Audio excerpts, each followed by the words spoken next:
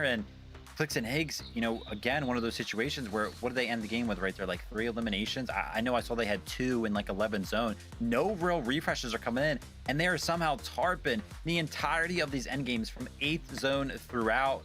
Nobody's looking up, Kelly. I will say though, they're not tarping, and they keep doing that where they're actually split and they're kind of creating these 2 towers where Clix will launch forward at the front of zone and they don't tarp over, which kind of saves their materials. It's now allowing Clix to kind of get these refreshes or at least get some shots onto low ground. It's amazing, Zeke. And again, this is just halfway through day 1. Can we get the back 3 back? That's all I want. That's all I want. Back 3 back. Fortnite fan, we hope you are enjoying all of the action. My, That is back game 3 number 3. back, Still if that 3 to go. happens, First, a break. my. When we come back, we're going to take a look at this lobby list. You're about to be in shock. We'll see you in just a moment. Oh my, foot tough to believe. I'll be right back, guys. Oh my, guys, don't play, bro. Let's go.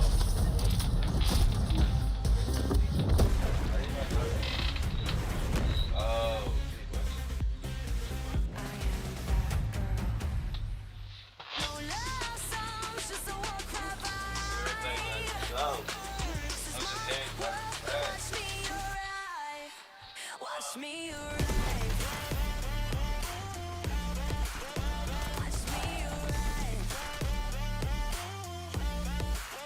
Watch me arrive. 2 teammates have his back. Where's Nash? Gets the drop on the Marius. Stays alive. They're targeting up Vanya. 3v1.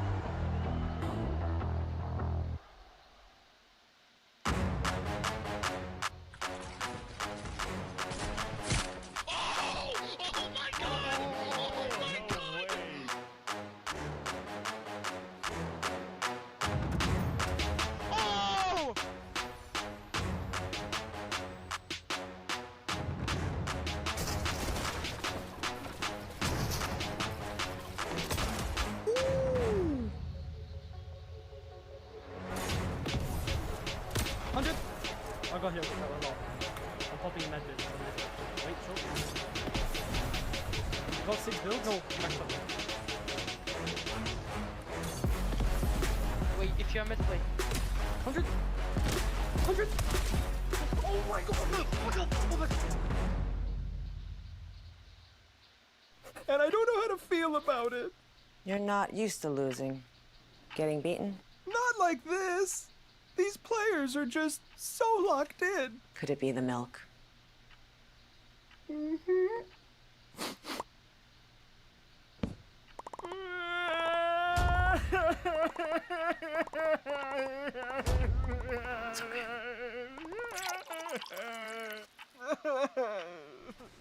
Stay there.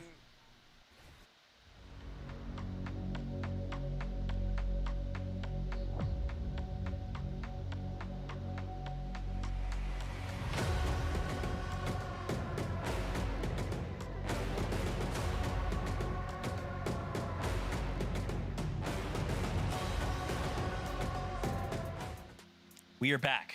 Really quickly, I said lobby list. What I meant was standings. In case you're just tuning in, you've missed the fact that Clix and Higgs got 2 back-to-back victory royales in a major finals lobby. Now, I told you that you would be shocked. Now, remember, after game 2, we're like, Clix and Higgs should be in first place, right? Well, you know what's crazy? They are kind of in first place right now as we bring up the standings, but interestingly enough, Kelly, we are actually tied currently because Cold and Rapid decided, you know what we're going to do in this last game? We're going to get a second place with 11 eliminations. And here we are. Scores are tied. I mean, Vivid, you're asking how, but between 9 and 20 eliminations, that right there is a 44-point difference. And if we look at their average placement, yes, Clix and Higgs do have a 2.33 average placement, but Cold and Rapid are right behind them with a 5.67 average placement. So we talked about it. We'll talk about it again, that it doesn't just need one facet of your game to do well. You can't just grab a bunch of eliminations, or you can't just grab a bunch of wins. You have to be able to do both, and that is what Cold and Rapid are doing. They're making sure that they are making it to the end game every single time. For some reason, someone's giving them the mythic reloader, and this is what is allowing them to just have so much damage and so much control on the low ground that the teams that are on high ground, like Clix, is not even able to get any eliminations. Ew. Oh my gosh. Disgusting. Rapid fending off, winning the 1v2 there on low ground. I didn't even catch that. But as you can see there, when we actually tuned into Rapid, when that solo clutch started, they were on 180 points when Cold went down. So Rapid himself just being a solo Oh my God. in the end game, picking up 1v2. Oh my! Picked up 30 points to put them on 2. Rapid and Cold are tied. Oh my! Kind of keep them at the top of Holy ball knowledge! That was the game that like we were calling Elite. out, like right before. I mean, this elite game ball knowledge. we're kind of waiting for that big pop off Cold and Rapid game, and they just had it, right? Yeah. And it's enough to go ahead and tie up first. We have a competition on our hands that is so crazy. Man, even Agers and Ritual right now holding on. And I think what's crazy too, if you look at 5th place, Peterbot and Pollo, right? We've kind of continued to see Pete and Pollo get in the situation where one of them is left solo. But even in these tough situations, they're only 60 points behind. Like, this isn't like, hey, first place is like 100 points behind or like over 100. Like, we saw what one good game can do for Cold and Rapid, right? Peterbot and Pollo, they just need that one game. And then suddenly, like, that gap closes, right?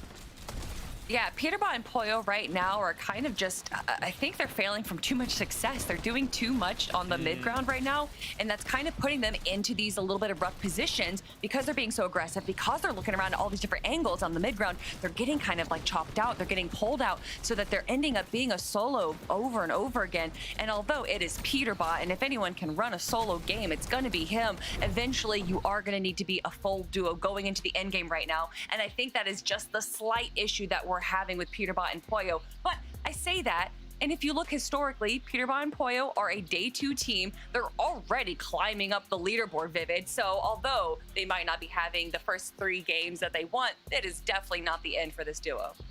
Yeah, I think the larger theme here of the fact that still towards the top of our leaderboard, even like the top 10, it still feels like an incredibly close competition, even though we just had, over the course of 3 games, a team win 2 of those games. So crazy stuff kind of happening over here on NA. Every single team, every one of our top teams is picking up points some way, somehow, and they're keeping themselves in the fight. Oh my gosh, dude. Viv, talk to me about the damage numbers right now. You looked Dude, up a this is stat. cool. I love you're the stat guy. Hit me with these stats right now. Oh, man. Over the course of the first 3 games, this is how our damage ratios are kind of breaking down. Clix and Higgs individually both find themselves Top 5 in damage first rating and ratio. second place, which I just think is Higgs. crazy because going into game number 3 right here, it kind of panned out like this as well. Like Clix was up there like 5+. So I was like, oh my gosh, I want to take a look at the damage ratio after game 3. It got better. His damage ratio increased somehow after game number 3.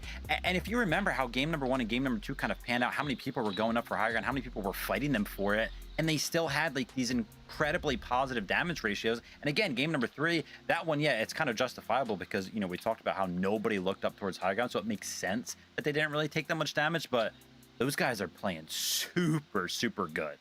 That's just wild to me, because we would talk so highly of Cold back when he would get like a 3.0 damage ratio. Yeah. That was almost unheard of. And yes, we are only halfway through. I'm sure those numbers are going to be adjusted as the tournament goes on, but absolutely incredible showing from Clix. Clicks. Yeah, and I think if we could just get nitpicky for like a second, right? And this is kind of like we're kind of like talking about this a little bit before break, but yes, we love that they're getting the victory royales, right? But we're not hitting those like Elim thresholds that we need to be seeing, right? That's why Cold and Rapid suddenly shoot up the standings, right? Because remember, we have that extra point, Kelly, and it doesn't sound like a lot. 1 more point, okay, big deal. But these elims, they will very quickly stack up, especially if you hit double digits. I mean, when you consider 1 point is, I said 25% before last time, I was wrong. 33% increase is a huge stat increase for any number. And of course, when it's eliminations, when there are teams that focus on eliminations, having you just eventually just go up to them and be like, hey, that tournament that you just did, let's give you 33% more points for your eliminations. And if you look at some of these Div Cup finals, if you have it in the format for grand finals where it's 4 points per elimination, it would be very different teams in the top of our leaderboard. Yeah. Zeke's greedy, man. He wants more. He's like, yeah, looks like I got 2 wins. I want elims. Like, dude. Don't, why are you putting my, you know what, Casters help. Just take it away. Yeah, I want to give credit to Clix and Higgs. I think what we're watching is the best team as far as positioning and decision making going against the best team at eliminating and running things on the low and mid ground right now. And again, it's only 3 games in, right, Jacobs? But the identity is starting to take shape for these duos. Yeah, it just almost seems, especially for like Clix and Higgs, is they are going to win this major one or lose this major one for something they did or didn't do in their own right. They have full control over their own destiny here. A little bit of a passive game plan here. That's how they've been able to get 2 victory hours, Monster, and they're tied for first place. I don't want to cause any curses, but could this be the major? We're already done with half of day number 1. We're jumping into game 4 to start the second half. Let's go, guys. This game 4 is going to be an important one. It's going to be the solidifying factor of how did you do generally here on the day. All you need is a good 4 games to be very much in a race to contest a championship weekend. And we are already 3 down. Well, one thing's for certain though, Jacob, no one's playing super perfect just yet, right? Every duo so far has a little bit more to be desired in one area or another. I was going to say Sniper Dude and Avenger reaching on over to this side of the map to try to take on Jack and Npen.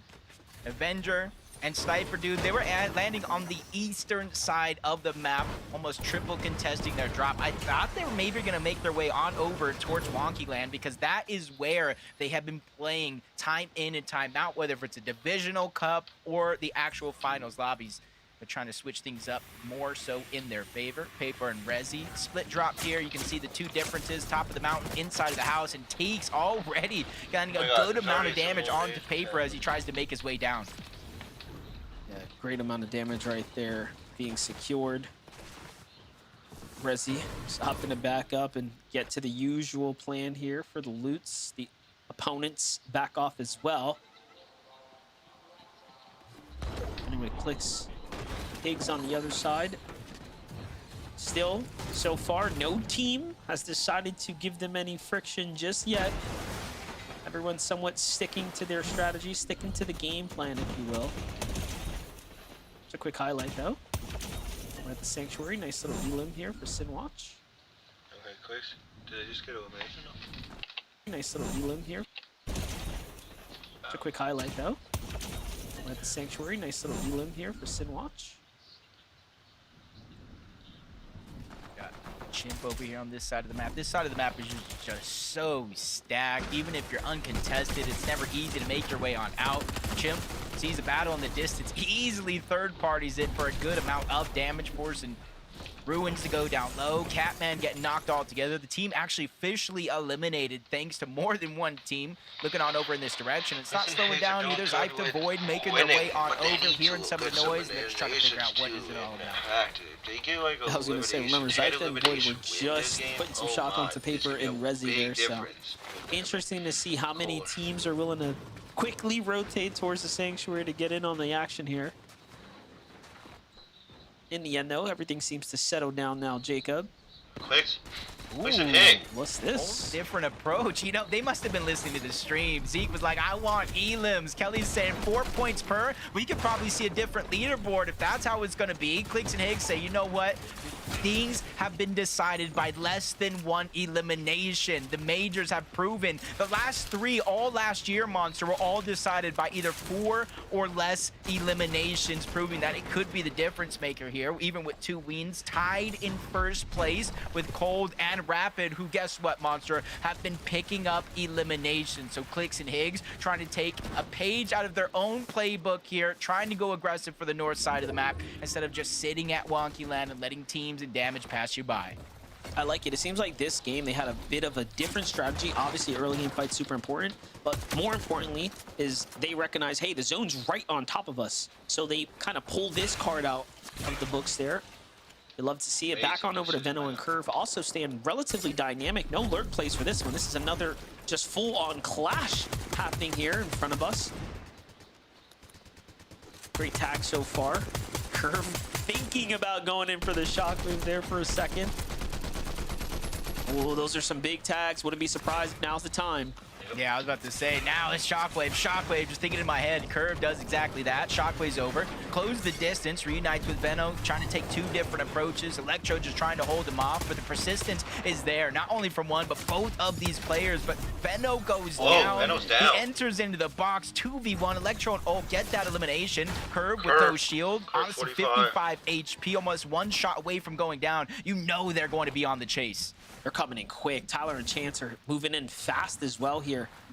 Curve, though, doesn't get caught out by the visual audio cue there while he was eating pizzas. Lucky for him.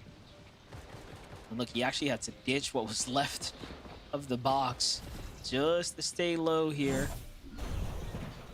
Take a look, though. We haven't seen Veno lose a fight like this here. Not today. He's been winning these for the most part, but Electro just connects with some big tags there. Right before we went into the replay, Monster, I saw them stealing his pizza. Curve, man, how can you let them do that? But hey, sometimes you just gotta let them run away with it, or at least think they can, so that way you can hopefully get Veno back into the game. Consistency is definitely going to be key throughout the weekend. Yes, we do have our top 2, but you see a little bit of a gap start to open up from 3rd and down, and honestly, that's going to continue to be the case here for top 13 overall is what's going to make it to the Summit Land. So you see not just first place FNCS, not just the mountains of prize money, but just to keep your journey to globals alive. You know, we were all curious on how Rituals and Ager's Storm Surge strategy was going to work out in the early game. So far, we haven't quite seen their definitive route, but we are seeing a little sample of it. Ager's just playing that high ground right now, looking to tag any teams in the general area who are boxing and or rotating around, and seem to be playing their drop very deep into the storm, and so far it's working for them, right? As they're finding themselves in the top 5. Peterbot, Boyo, different strat for them now. Playing the big base here as well. Last game, they were pretty much boots on the ground, keying into boxes and teams anywhere in the vicinity. But for all we know, Peterbot is looking to call a target out. You know, there was a time a few months ago, before FNCS Divisional Cups even started, and Peterbot was kind of taking a little bit of a break. Players were looking at Clix and Higgs saying they are the team to beat. Higgs is the best player in the game right now.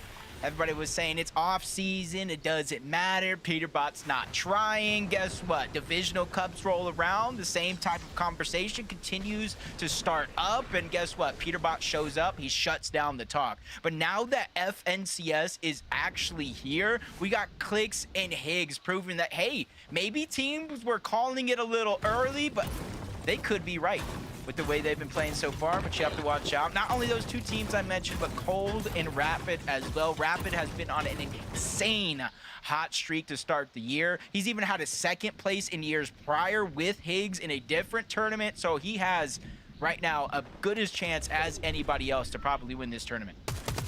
It's crazy when you think reputation, to have a reputation like Codes where it's like, don't worry, he's going to show up and do what he needs to do, is actually just incredible. He is doing it so far here today. Again, we're only 3 games in. It would be silly of us to call it, right? There's a lot of Fortnite ahead of us, and I'm sure we're going to see tons of adjustments, especially not only for the last 2 games, but leaning into tomorrow. Who's going to pick up their replays and come up with some new strategies? We will, of course, have to see that. Visual and Braids continuing somewhat of the pace, if you will, right? Game 1 was a victory. Obviously, the last 2, not quite so, but they've still managed to stay very much in the competition so far. They're looking like a shoo-in potentially for the land spot. I think that's one of the benefits of their drop spot here. A little bit of a split drop just outside of Dark Dominion. You see the Fun Factory, the Carmine Lodge. It's kind of the split in between the two.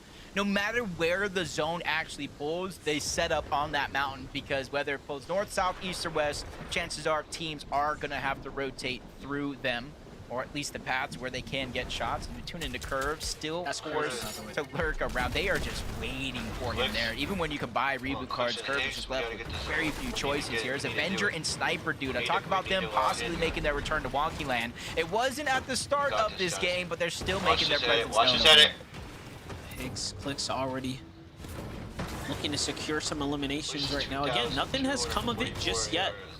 There's a team there. Obviously, Higgs is eyeing them up. I'm pretty sure they recognize there's that duo behind that wall there.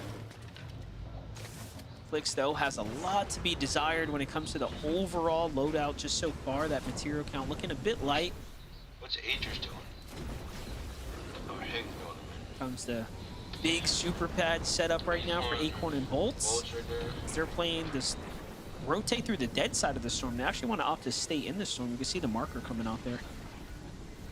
Yeah, and because we saw what Flix and Higgs, Sniper Dude, Avenger, even saw Cole and Madden all converging over towards Wonky Land, this is going to make it essentially a free rotation towards the western edge of the map. All the teams that could land those shots are already busy, focused on entirely something else. Just trying to stay alive, trying to get surged, so should see Acorn and Bolts in a good position this game around. And better late than never in the second half of the day, trying to play catch up to what's been going on around you throughout the game so far. Listen and Aloe, same thing so far, 16 points. Half of those coming in this game alone, contested towards the new Sanctuary. They're able to pick up those 2 eliminations, and sometimes you just need a big moment like that to get things going. As we're watching this, I'm still thinking about Curve, who was sitting at the reboot card while Electro and company were just lurking, holding it down, talking about that team. You can see in the distance here, Threats actually putting down some shots onto them as they thought they were slick hiding out there. And for Threats and Veer, they might have just saved Veno's tournament here if that distraction's enough for Electro and crew to have to make a move. We're still relatively early. 1 tick, storm damage, plenty of time to decide. See, listen, Aloe rotating on over towards Sus Studios, one of the last teams. Say from this side of the map, you'd still do that a couple more over towards New Sanctuary, but they're just kind of making a pit stop here, healing up before they make their rotation on out. And you see the zip line, they're not necessarily going to carry that into the end of the game. They're just going to use it for right now. That way they can make this rotation just a little bit easier. As Penta spots an opportunity in the distance, he immediately goes after it. This is crazy. Curve is actually 300 damage above the surge somehow. Still as a solo. It looks like he might have been putting up a strong defense against Zyfta there for a second. And now contemplating if it's time to go for the reboot. But of course, he's going to make a quick pit stop here for the machine. See if he can pick up some heals to go in and sustain himself here in the storm. I mean, odds. What do you think the odds are looking like right now for Curve here? I believe in Curve. I believe in Curve. I think he's the new era when it comes to NA Central. He's had some big moments in the past, even before teaming with Veno. It's just Neo. It's just lurking around. You see Noisy, you see Listen, you see Aloe. And so, yeah, you might think they have to go to zone, but for Curve, he's still being hunted down. Look at it in the mini-map. They might have spotted him out. You hear the shockwaves going off. First shot's going to connect on the Curve. The second one as well. Less than 5 HP. Time is not on his side to get the med kits off. Neo and Noisy. I'm not sure where they got a glimpse of Curve, but they really made that little moment count. Yeah, Curve needed to just overbuild right there, get a couple splashes out and try to survive. But unfortunately, he couldn't put up the offense needed. And they fall in 10th positioning now. That's going to be a really tough one to deal with now as we're in game 4. So we're getting deep into the tournament day 1 here.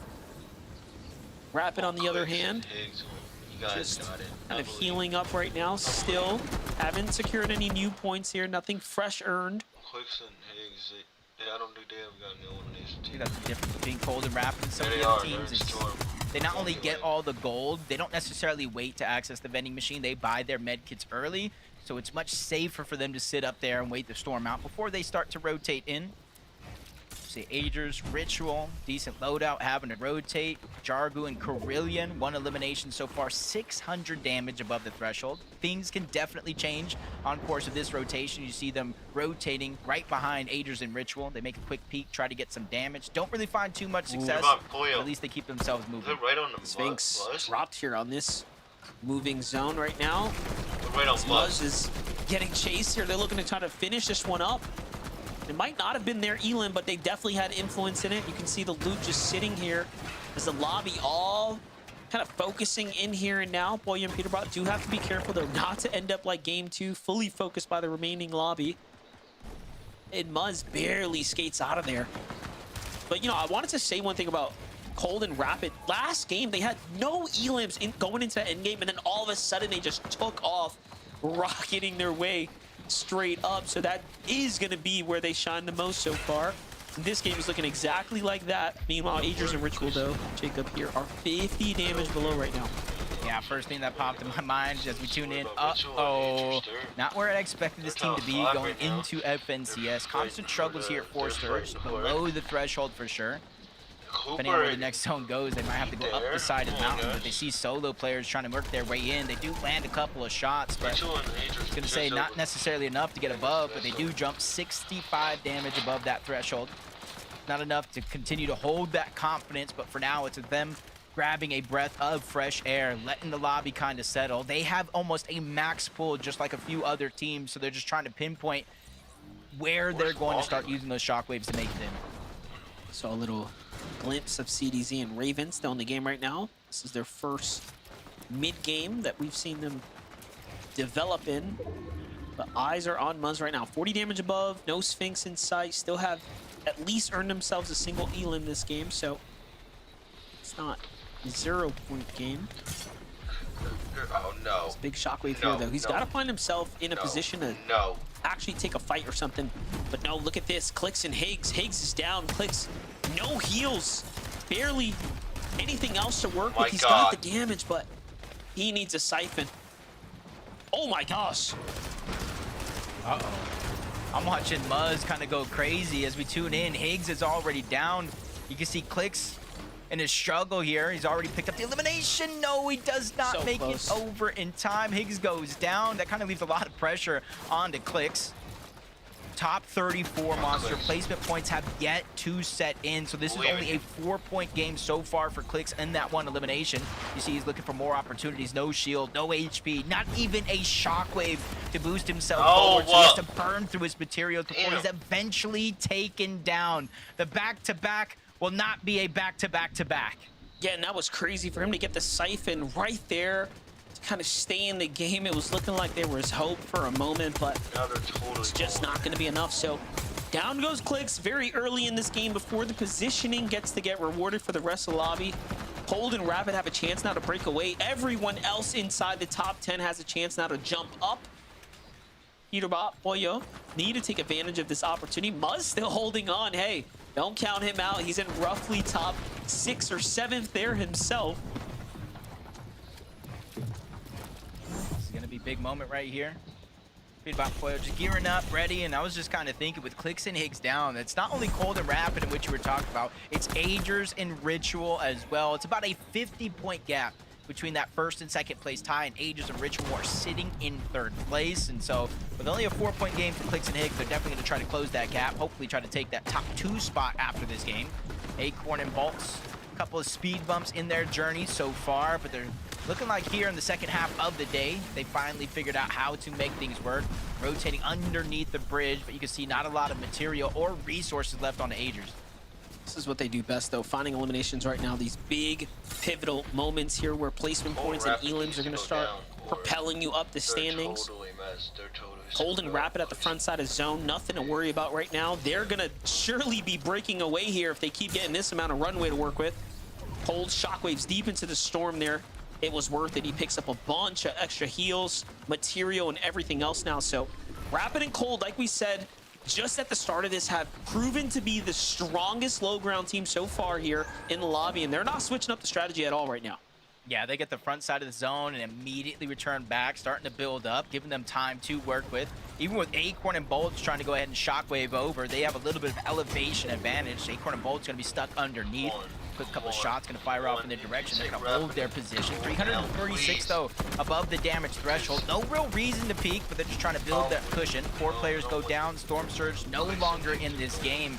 And for Agers, it's not necessarily Storm Surge he has to worry about. It's the lack of HP. It's the 0 builds. He needs a miracle here. Yeah, and I still saw Muzz playing solo as well right now, but look at this. Talk about solos. Pollo is by himself in this end game right now. So close to making it out of the edge of zone. He is going to make it. Could find elimination here potentially, but no, not enough shots inside the magazine there. Still, though, does need to splash himself here. Goes for the material first and gets shot while going for it. That little bit of shield being the difference maker to keep him in the game right now. He knows there's danger ahead of him. Forcing himself to build right now. Use the shockwave to give himself that unlimited stamina here now, too. Agers falls on the left. Boya falls shortly behind him in the runway. The opportunity to catch up comes to a close there, and things remain competitive now on the standings. Meanwhile, Bolts and Acorn get off the low ground into the high ground here now. Good chance for Bolts and Acorn to play a little catch up. Coming into this game, Monster, they were at 9th place, 126 points. No Clicks and Higgs in this lobby. For the past couple games, it's been them going for high ground, which opens up an opportunity for anybody else if they're daring enough to take it. Reet and Cooper almost picking up an elimination. You can see the desperation in their materials, almost fresh out, and you see Reet going down, just kind of leaves Cooper by himself, trying to hide in that mist, make sure no one could see him, maybe pop off a big shot. Take him out. Golden Rapid, Take him out. Chance to extend their lead in first place. They were tied up when this game started. Now they're almost at 250 plus points. Big pressure coming in from Acorn up above. That's almost the decision maker him to out. send Cold back to the lobby. But the pressure's coming in. They see the mist as well, so that's why the shots are focusing in on them.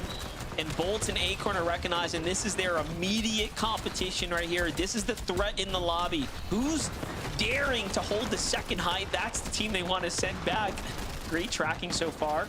As now we get to see Braids and Visuals in the bottom right. So far, so good for them. They are slowly creeping their way back up the standings out of here. there. From that game 1 victory royale to a strong game 4 right here. They're positioned very well. They're just a couple elims away from being inside the top 3 now. Meanwhile, Jacob, look at this. Cooper is by himself here. Yep, global champion here, forced into another clutch situation. Good damage, unfortunately enough, not enough to get the elimination. Would have been helpful for the Siphon. Wager Slepsy getting approached. They're forced to scramble outside of the box. They go 2 different directions, though, so they don't necessarily have the strength in numbers anymore. Slepsy gets tagged up. Wagers goes down. Into the wrong box he goes, and what a perfect elimination for Cold. Only thing he was missing there was the HP, and now he picks up the Siphon, looking for more. Slepsy in his path along with Veer. They get good damage. No eliminations just yet, but they're staying persistent, making sure to push them further and further outside of the zone. That's the problem. If you were hoping Cold and Rapid were going to fall early, well, guess what? They made it deep into the top 10 now. Rapid is going to fall here, but Cold follows up. Clutches get the full elimination there, too, and the Siphon keeps him in the game. Meanwhile, back to Acorn's perspective, just 30 mats now. That's not a winning amount of material just yet, so don't count them just in. But hold up, I'm still seeing Visuals alive. I'm seeing a lot of solos here, Jacob. This is not looking too hot for the low ground teams. Yeah, unfortunately, Visuals' run comes to an end here. Madden goes down. Cole is still left alive, though. It's essentially solos versus duos up above. Veer and Cole down below. Their clash, and Bolts is ready to steal away the eliminations. Remember, 4 points per. Those eliminations could be the difference, but Cole is able to get the elimination onto Veer. That's 4 more points for them, but he's in a tough situation against Acorn, against Bolts, front side of the zone. Medkit just in case, and they're ready to chop it down. No instant retakes for you as Cole's just trying to make a mad dash. His only chance to make it in towards the zone. He gets coned off again, and that opportunity goes out the window. Acorn and Bolts have finally woken up here in the second half of the day to take the VR. And if you was looking at the standings, you wouldn't have even thought they were in the race at 128 coming into this game. Acorn and Bolts do it in game number 4 there, Zeke. You see, MDF? You see it. Every time you think like, oh, it's all good. Like, it just takes one game, a single game, and we knew going into that game that 210 was tied at first. They end with 2-11, so we know they're probably going to be in the top 5, if not even higher up the leaderboard. Oh my gosh, Acorn and Bolts, let's go. Like the casters point out, they are alive. Guys, this is a live situation. Everything is going crazy. It is going quite crazy right now, but I do love to see Acorn and Bolts, as we heard Jacob say, finally wake up right now. And it did seem like in that game, a lot of our top teams were struggling a little bit, potentially going down. So that top 5, as you're saying, Zeke, it's quite possible, Vivid. Crazy stuff. Obviously, we did see, unfortunately, a couple of our top teams, those that are typically found on the high ground over here on this region, did go down early. So good recognition there for Acorn and Bolts to realize, hey, listen, high ground might be our opportunity to kind of go up there. And as soon as they secured high ground, they never lost it for a glimpse. So great work from Acorn and Bolts to kind of go ahead, take the higher ground. And I got to tell you, this game, like casters are kind of calling out, all of the solos, everybody was just kind of tearing themselves apart all on the low ground. I don't know what happened to this lobby, but it's like everybody ran out of match super fast. There was even like a minute left to this game before the storm fully closed in and the final elimination comes in. Like, this was a early win here for Acorn and Bolts, ending themselves there with 211 points after that game. That one is going to put them in the race. Guys, I got a sneak peek. I got a sneak peek at the standings. I got a sneak peek. Are you guys ready to find out where they are? We'll have to wait till after this break. When we There it is. return, we'll take a look at the standings. They're in the top 5, but you're going to be surprised yet again. See you soon. Oh, what are you doing, guys?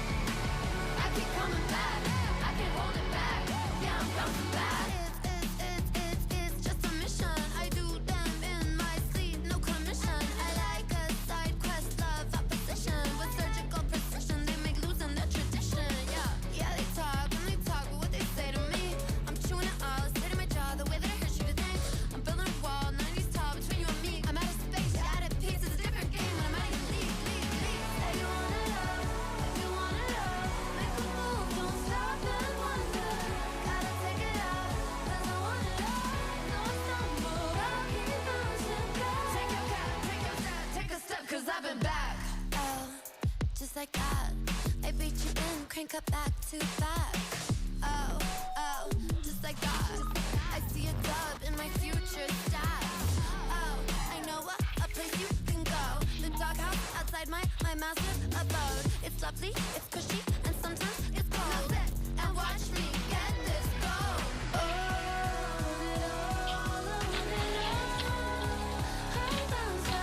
I just want it all. I just want it all. God. You need it, guys. I hope you freak out. Come on. Welcome back, Fortnite fam. So, Acorn and Bolts got themselves a victory royale in game number 4. Now, as we called out, we knew going into the game 210 was tied at first, right? So they end that game with 211 points. They are in the top 5, but it's just a little more complicated than that, because you see they're currently in 4th place, because if we look up the standings, Clix and Higgs, even though they had a rough game there, they still managed a handful of points. Visual and Braids in that game as well managed to find themselves points with a 5th place and 4 elims, and look all the way at the top. Cold and Rapid. Oh my gosh, guys. This is as unpredictable as it gets. To see Visual and Braids, we'll start with them, to come out with a game like this, a 5th place, 4 elims.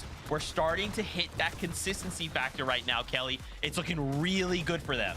Yeah, this is definitely what Visuals and Braids is known for. We saw them do this all throughout last year with Aminished. They are doing such a good job with consistency, and especially being able to be consistent on the low ground when you have huge names like Cold and Rapid running through it. They're playing this so smart and so safely, kind of sticking to the back end of front zone, or the back end of low ground, instead of staying to the front, which is where all the chaos is.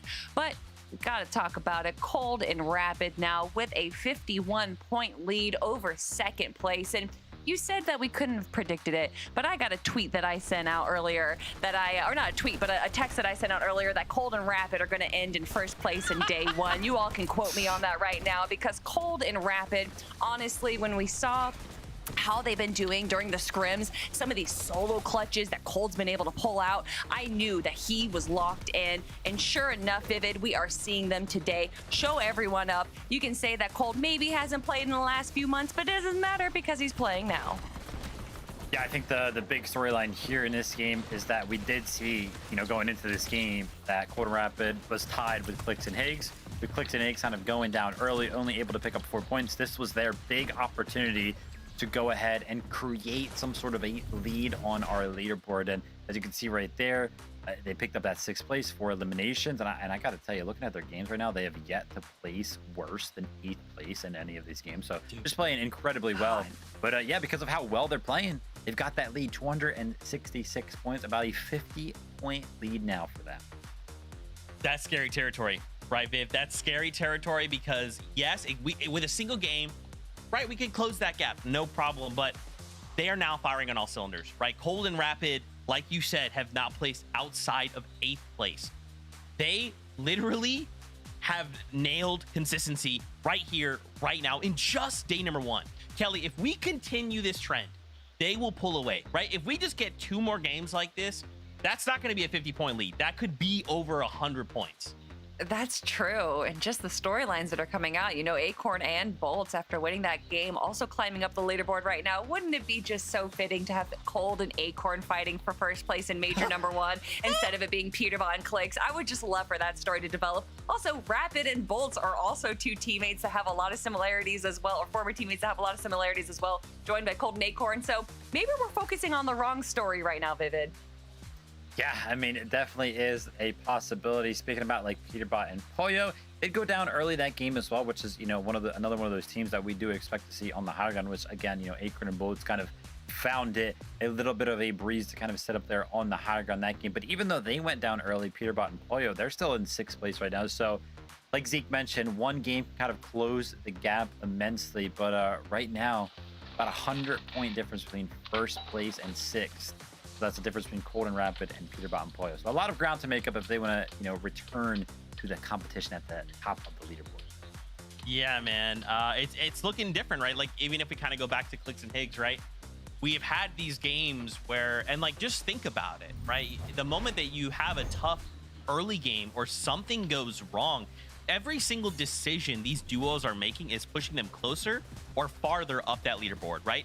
Because in this situation, one thing goes wrong, and now look, we fall early, and that allows the rest of the lobby to catch up. That allows Cold and Rapid to move further away from us, right? Like, it's so crazy how just these micro decisions that the players are making, Kelly, is like, it's either going to make or break their game right now. And right now, more than ever, we can't be allowing that to happen.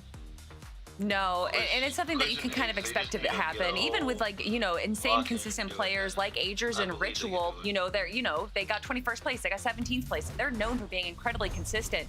So if you look at, you know, teams, regardless of how they perform beforehand, I think what we need to look at is how, once they have a bad game, like a lot of our top teams did in game number 4, how do they recover? Because we know emotions can run high, and a lot of our top teams are very emotional players. And I think when it comes down to emotion, Ritual and Agers are able to stay cool, calm, and collected. So I think although they might not have had kind of the game 2 that we saw them have, that they are definitely not out. And in fact, even with a 21st and a 17th place, they're in 5th. So they're doing just fine. Man, I like it. Oh my gosh. Okay, look. We got 2 games left to go. And remember, this isn't the end, right? We just have 6 games to prepare ourselves, to kind of lay the groundwork, and then we come back tomorrow for the last 6. And that's where we're going to go ahead and claim an Axe of Champions, and the top 13 move on to the summit with 2 games left to go. These duos, pressure's on. They need to make sure they're doing everything they can to move up that leaderboard and secure these points. Casters, let's get ready for game 5. Man, Cold and Rapid are on such a hot streak right now, Monster. I'm not sure what anybody in the lobby has to do to slow them down. They land mid-map. They get a chance at a Mythic. They had Rapid IGLing, who's on the insane streak to start the year. Yeah, and one thing that we're noticing is they're taking their time. So let's see how game number 5 shapes up for this wonderful team. On.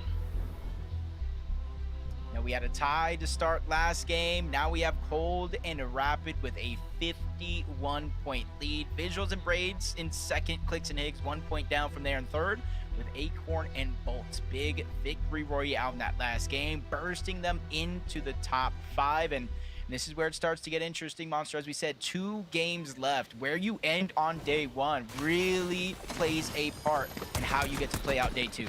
Yeah, no one's played perfect so far, other than Cold and Rapid's incredible level of consistency so far. You know, and you would think by now, because of how slow they play that early game, they might have surge issues. So with these next 2 rounds, let's see if that strategy continues to hold up.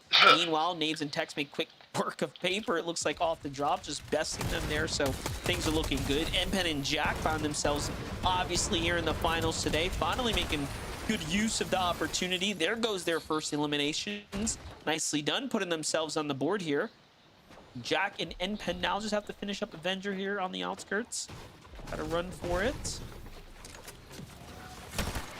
They're gonna have to find him first, but he shockwaves in their direction trying to get out. He's hoping to hit the rift here. Even if he does, it just puts him in the sky right now, and almost looks like Jack's persistence there is gonna make sure they clean up that elimination. That's their second one on the board. And it's gonna be raining loot for a little bit, so I got plenty of time to go pick that one up.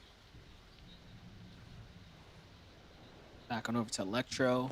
Volk, we know that this was, of course, the team that kind of threw Veno and Curve for a loop after getting Veno early. You know, Veno and Curve did get to play their game out, but not exactly at the pace that they probably would have liked. Either way, can Veno and Curve find their way back on the tracks here and push themselves up the standings? It's yet to be said. Take a look at Power. Noisy still in the competition right now, but Neo finds that elimination right there. They're at 110 points here, Jacob. Actually doing surprisingly well so far. Yeah, and that sometimes all you got to do is keep yourselves within a certain point gap, right? For some players, it's for first players. For others, it's that simple top 13. And right now, if you look at the leaderboard, there's still plenty of games left to go, of course. It's Aviv and King at 136 points, so they're not far off from that threshold, which is a spot at the Major One Summit, Dusseldorf, Germany. And that's why you see teams kind of trying to switch things up. As others taking it a much faster approach, others slowing things down. And for Power, already knows that Penta's gone, no builds. That means these next couple of shots, if he does run into either one of these 2 people, are going to be some of the most important shots in his entire tournament so far. Most definitely will. So off he goes, just trying to lurk about here. Zifta, Void obviously watching the exits. Nothing coming about just yet. Meanwhile, Veno Curve back to the lurk. It's just like clockwork for them. Veno might have missed his opportunity though. This Oak was right there in front of him. Still has Electro here to the side though. Electro doesn't Oh my. really come by. Wide open. Hit the Nailed shots. it. Oh Has to my. open fire there. Not the biggest opener Missed that he was auto looking shot. for, but Curve's already playing a side angle. Oh, the Oak Did he see him? Curve. Oh, he didn't. This is going to be one of the biggest lurks right now. It's almost like flip-flop of what they've been doing with Veno approaching close, Curve being in the distance. Chaos Reloader here. Just one Oh my. second of distraction. 1 HP. Nice shot on the 1 HP Oak. on one of them. Curve now fighting off more than he can chew, though. Instead of getting full-on aggressive, getting the box, he approaches from another angle, trying to keep the pressure on the Electro, not wanting to let him heal. Veno doing the same thing, but it's only going to be a trade in shots between Oak down below as Curve finishes off the elimination there onto Electro. Now it's going to be a 2v1 situation that does not last long. This is Veno and Curve. This is their get back from that last game. That puts him at 3 eliminations right now. A very strong start here. Listen, And hey, again, come on, Elims man. are rewarded so much Come on, man. more Come on, in the guys. current format. Oh man. You love to see it. Back with Higgs and Clicks, man. This is tough, right? Because now they have to make up for the lead that they lost, and they pretty much handed up on a platter to Cold and Rapid there in the last game. Yeah, they've been blessed the past couple of games. Zone going in their favor, up towards the north, close by Wonky Land. You see how they handle the pressure if the zone pulls away in the last 2 games. Maybe they can actually utilize the wheel to try to rotate in. But at least they don't have a first place target on their back like Cold and Rapid might. Center of the map is Reet and Cooper. You can see them straying away from Latte Landing, doing what some of the other teams are doing. One person is kind of on a hill, trying to distract, shots from the distance, while Cooper is just trying to walk up, hide the audio visual, and get a sneaky shot. Yes, it's going to be the Thunderburst onto QK. No my knock vein. just yet, but that in its own mind is a little bit of a success for Cooper and Reet. Oh, for sure. Mistakes were made from QK, leaving a sidewall open there, allowing them to just get free tags there. And he didn't even realize where the shots were coming from for a second there. Saw the hesitation on the builds. QK Contract have also earned a fair amount of points, right? These are all teams that can still jump their way into top 13. Back on over to Cold right now, who clearly is in top form here. And they're just ahead of the pack by over 50 points right now. Really respectable tournament run so far. Jack and Inpen, though, not looking too hot. We're started off super strong for them, earning some points now. Inpen, though, lost in the exchange outside of the Latte Landing. Madden and Cole are going to come out ahead there. Jack is forced to retreat, and he's going straight into Reed's team, so he does have to be careful. Yeah, maybe he just doesn't have the timing there. For Reet and Cooper, who've almost done something different every single game so far in terms of how they've been rotating into some of these zones, so it's easy to catch a couple teams off guard. Two on board visuals and Braids. Talk about sticking to what were 250 points, sitting in second place. This split drop outside of Dark Dominion. Just like I said in one of the previous games, no matter where the zone goes, they're more than likely going to be center map on top of the hill. So it gives them the luxury to kind of sit here. Yes, they might have to tank some storm damage, but every team in this game rotating in from the east, rotating from the south, will have to pass by visuals and Braids, which gives them at least an opportunity to start accumulating that damage. Walking by walking. Better now than later. For Bolts, Acorn, back to the high ground they go. This is their trusty strat. And again, they started off pretty slow, right? We were looking at them like, okay, so decent game 1, and then things kind of fall off pace, but you have that Watch out, monstrous Click and comeback. All of a sudden now they're up in that 200-point threshold. You do. And look at this, they got eyes on Clicks and Higgs from up top. You would think that'd be out of render distance, but they could just barely pick up the names there. Meanwhile, Peter Bot doing the same thing, has Spoyo down low. He's kind of playing the base here. He's continued to do this as well, being the kind of the sniper in the tower for the duo. Some of the best aim in the game. You kind of see why I connect with 2 tags there, 40 damage. It all adds up over time. Some extra heals not too far away, and then the mending machine down below. And with the zone pulling in their favor, Monster for Peterbot and Poyo, they have options to rotate. They can shockwave, they can walk it in, or simply hit that rift that's not too far off next to them. They're going to have kind of pick of the litter, essentially, about where they actually want to end up after this next zone. Back on over Threats and Veers. Highlight here. Catching a free Elim onto Muss out the sky there. Liquid in the distance too. Meanwhile, Minish, Javi here, based out, camped out right now. 152 points so far, on pace to send themselves to another LAN event here. For Javi, it'd be his first. Exciting times. But look at this, Jacob. Threats and Veer, just trying to finish what they started over here. Rightfully so. You know, you get that one elimination. Yeah, you can rotate to zone, let him reboot. There's Curve Maybe you can go ahead and try to attack that later. They just don't want to get beamed for free trying to rotate on out. They create some distance. Now they start using the shockwave, so Threats and Veer continue on with the rest of their game, which gives hope for Liquid. Try to get his teammate back in. Hopefully they have some gold. There is a free mending machine or some scraps all around they can try to access. Only time will tell, though, how well they're able to make this game count with only 2 left. Curvin. Look at their elims. What? What's going on? Okay, so we got Electro Oak. Maybe Tyler Chance. They got a little. What? I'm not gonna say what went wrong, but like what went right for Veno and Curve since the last time we saw them. And honestly, depending on how much damage they take, they might not have to worry about Surge for the rest of this game. Yeah, that's crazy. 6 eliminations. Obviously, I'm more impressed by the amount of points they've managed to earn after coming up short last game. So they're on their way back up to the top. Meanwhile, QK Contrap just a sleeper duo so far as you know how well they've been able to play for what it's worth, right? This is their first time in this level of competition, going against this level of competition, and they seem to be holding their weight just fine. I like them not overstaying their welcome, knowing they're going to have to rotate on out.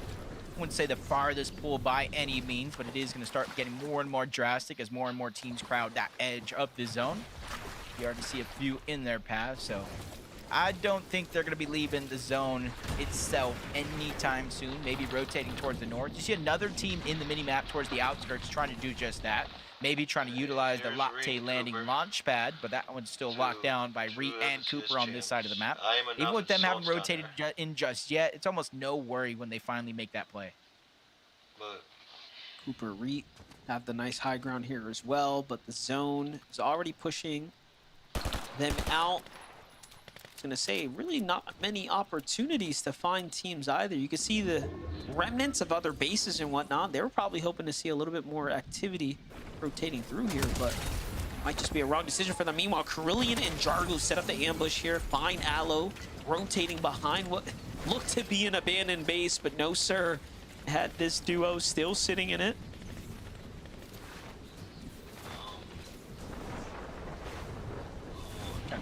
Jargo hasn't healed yet. It almost seemed like they had some extras there to try to get the HP back on up. The timing, sometimes of the essence. Beating other teams through a rotation is going to be important to jump back on board Khan and QK. 243 below the damage threshold. You're going to see why they're getting aggressive in this moment outside of zone. It's Listen on the other side. Even if they get the full damage from Listen, there's a chance they're still below the damage threshold here. So depending on how long this fight continues to go, how much Listen actually heals, they're still going to be in a tough spot, but at least they're trying to take it while they can. Continue to close off any exits, take control of the pieces, spotted out Listen again, and instantly going right to the top of those builds. First and second shot is going to connect for Khan, but as I said, still below the damage threshold. Yeah, nice clean elimination there, but they definitely need more damage here. Carillion in the distance there, kind of listening to the fight go down. Meanwhile, Muzz and Sphinx have built their own additional layer straight across the fortress's edge.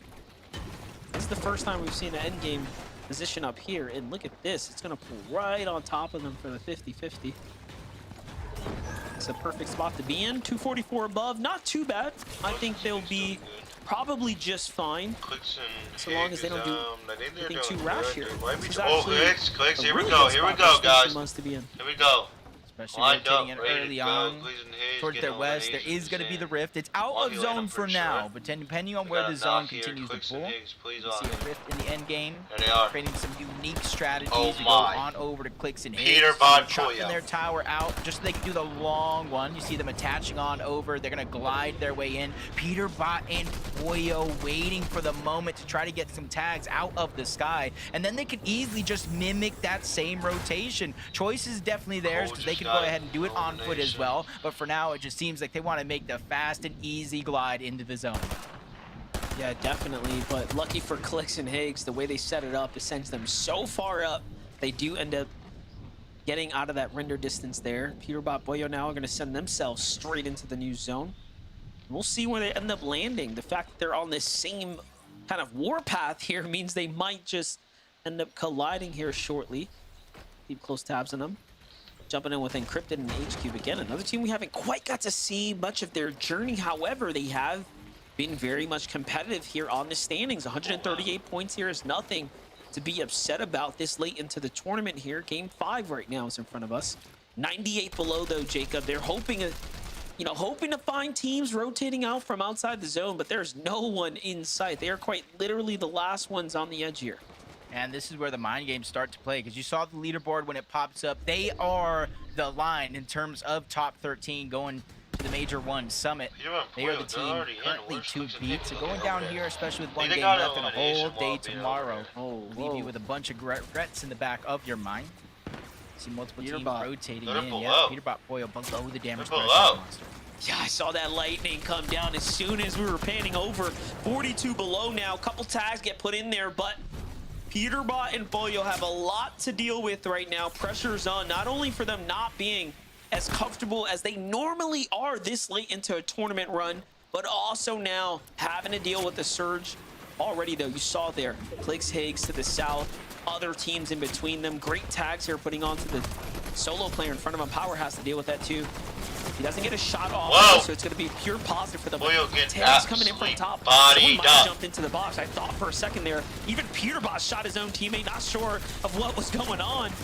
And the surge is just a lot to deal with now. Here comes another lobby focus. But luckily, they get just enough here onto Raven and CDZ to keep them above the surge. It's not for long, though. Yeah, it's like a miracle right now, one after the next. You don't necessarily hear that someone's taking these ticks of Storm Surge Monster, but you hear the shields getting cracked when it does that much damage. I think teams all around them getting a huge signal here of what's going down. They're just trying to take part, make their jobs that much harder here in terms of survival, but they're constantly on the lookout. Peterbot will connect with a few shots, yes, barely above 29. They're going to increase that just a little bit, 69 above the damage threshold. It's not a feeling of safety here, but for them, exactly that. We're going into the next zone. It's a moment of fresh air, but instantly the wind gets sucked out of their lungs here as they fall 60 below yet again. Well, for a team like this, that's all you need, right? Just a little moment here, and they do have some heals to work with, but the clock is ticking. 30 seconds remaining. Duo's right up above them. Into the box, Boyo goes. He hits one monster's tag, gets the knock, and Peterbot's here to back him up. The zone does the rest. And just like that, 2 more elims, and they are safe for now. Big heals to be found as well. Now the Chug only has 40 in it, but that is plenty considering where they just left off from. Meanwhile, we pan over to the other side. Visual Braid still in the running. Clicks and Higgs there in the distance too. Much different story for our second and third place leaders here. 99 above for them, so things are just on pace, but the pressure is starting to slow creep here. But look at this, Clicks and Higgs might be going for another high ground positioning. Yeah, this is actually a smart rotation by them. We saw Bucky down, rolling around at the bottom. Zen was trying to save him. Visuals and Braids were pushing up. Instead of focusing any pressure in that direction, they immediately rotate the zone. Jump on board Rapid, less than 25 HP. Luckily, he has Cold by his side, holding on to those builds, making sure they don't get pushed for free. It's actually separated right now. They're in 2 different boxes. That would have been a perfect time to strike onto Rapid, but Cold is looking through the cone, gathering information, waiting for Rapid to make the rotation on over into the same box. Meanwhile, he finds another big elim onto Magma. This is how you create moments instead of waiting for them. That timing couldn't have been better, and Cole's got the right idea. He's thinking this guy has to get knocked somewhere close by, but unfortunately, is going to be out of reach, and they could have used that little bit of loot right there, but the fact that Cold and Rapid have managed to kind of found a stable ground here, that's going to be a problem for the standings. Meanwhile, Visual and Braids is like the sleeper duo we're not talking enough about right now. They have just remained so competitive, and while all eyes are on Cold, Rapid, Clicks, Higgs, Peterbot, Boyo, you have Visuals and Braids slowly working their way up the standings as well. Yeah, they didn't even really look up at high ground. They know how many teams like to go up there. They said, you guys can have it. We're going to wait and find these perfect eliminations down below as another one spotted out onto Wagers. No Slepsy in this game, which means that team is fully eliminated out of the game. Braids and Visuals are continuously heating up here in this game. Peterbot as well. I did see Preston go down. Luckily, we get a huge view of how Peterbot and Boy were able to pick up another elimination. I like he captures Preston, opens the edit, and Preston tries to jump out the box immediately. Just never know. They need this. Meanwhile, Higgs and Clix tanking Storm to get some ultimate positioning here, but Clix gets collapsed on by Dozier and Eshu, and just like that, he is slightly out of position, but so is Acorn too. Higgs tries to break the builds there. It's Bolts who goes up for a cheeky little high ground play there, and it's all up to Higgs now to try to play this out for positioning here. This is going to be close, but hey, he's got this mountain, which is all natural elevated here to work with. Dozier, Ishu know that they've taken one out from the top. Up they go. Peterbot and Boyo bounce their way back into the game now. 5 eliminations for this team, and finally now big placement points are being earned here. Yeah, if you didn't watch the last couple of minutes, you would almost not even know Peterbot and Boyle were such in a drastic situation, forced to literally fight their way out. Cold and Rapid as well. They finally reunite into the same box, but they're getting pressured on the other side. Rapid's trying to hold on for dear life. Cold is there. They're just trading shots back and forth, but Rapid is taking most of that brute force. Luckily for him, Cold is there, just trying to push that team further and further out towards the zone. There's really no time for Rapid to heal. He has to make this rotation with barely a sliver of HP before him and Cold once again reunite on the front side of the zone. Cold is just playing so well. He is taking like Peterbot. no damage while all this is happening. Meanwhile, Peterbot and Boya, if you blink, you missed it. They went up for high ground. They contest the team. They take down Dozier and Eshu. Eshu's already knocked here. Peterbot now shockwaves down to connect with his teammate, and they are on high ground looking to make up for lost time. 7 eliminations and going. Meanwhile, Cold continuing to find Elims as well. It's all a runaway train though if you are Rapid and Cold here. Oh, but Ritual and Agers, they made a play for a high ground, and they get the knock onto Peterbot. Nobody is now solidified as that team up above. Cold is even trying to retake it. Rapid shockwave up. God. One team's loss is another team's game, but they get chopped yet again. Agers and Ritual, the persistence is there. They're ready to fight for it all. That fight for that first place spot on the leaderboard, doesn't matter who's in their path. They're ready to bulldoze their way out of the lobby. It's only a matter of time before someone else gets a victory royale, but then you have Visual and Braids here at 8 eliminations. Again, the team that no one is talking about is running things on the mid-ground. Make it 9, make it possibly even 10 here in the coming moments. Meanwhile, Cold is on the ultimate low ground, no mass, nothing to work with, and he is just earning placement points. The one thing that's holding him back from really breaking away here, and now he's inside the top 6, and another elim is all his. Yeah, the zone passes over Cold, allows him to cut back onto Carillion. Now he has another player in his line of sight, which is Madden, but there's still duos in his path as well. Visuals and Braids. These are all heavy hitters that are looking to end the run of first place here, but he gets 5th overall. Cold and Rapid continue the hot streak, but there's only 2 duos left alive. Visuals and Braids, winners of game 1. Agers and Ritual inside of the top 3. They get that first knock onto Visuals. Braids falls shortly after. Agers and Ritual take the game. In a great fashion there too, but Visuals and Braids now a 2nd place. They already won a game here today. What more can you ask of these teams? It is a who's who in the end game here for game number 5 there, Zeke. FTF, the chaos. It's too much. I cannot believe it. There is just so much packed into these games, man. There's just people overdriving in the air, fighting each other, contesting high, fighting in the front side of the zone, bottom of the zone, mid zone. It doesn't matter. There's chaos everywhere. But in this moment, Agers and Ritual have found themselves a victory royale in game number 5, and in the process took down the Titan that is Peterbot. Kelly, I feel like if that doesn't give me a boost of confidence, I don't know what will. Yeah, I need to apologize. I was kind of questioning how Agers and Ritual were in 5th place with a 21st and a 17th. I'm sorry. I'd like to apologize. Clearly, your placements are not an issue because you're walking away with a victory royale in game number 5. And you're talking about the chaos, Zeke. You're talking about how we weren't able to really follow along. Well, they were kind of able to just forego all of the chaos, Vivid. Agers and Ritual just kind of allowed themselves to sit in the mid ground, saw all the chaos happening on the high ground, and then waited for everyone to kind of get that out of their system before they went for height and then able to hold it. Yeah, patience being key here for the duo. Yeah, all that chaos, I like couldn't even keep up what was happening. We had solo clutches going on. Low ground was fighting for this. High ground was fighting for that.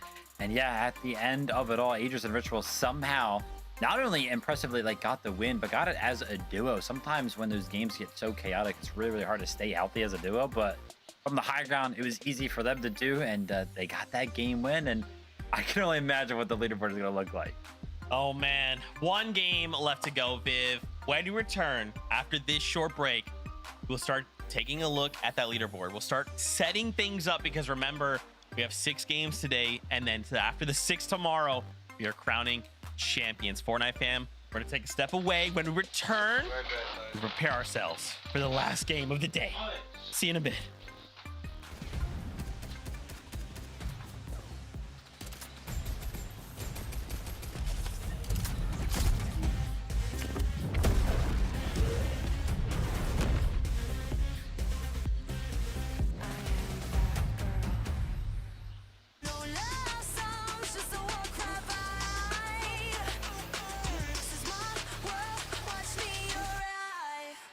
Watch me arrive. Watch me arrive. Watch me arrive. Two teammates have his back. Where's Nash? Gets the drop on Marion. Stays alive. They're targeting up Vanya. 3v1.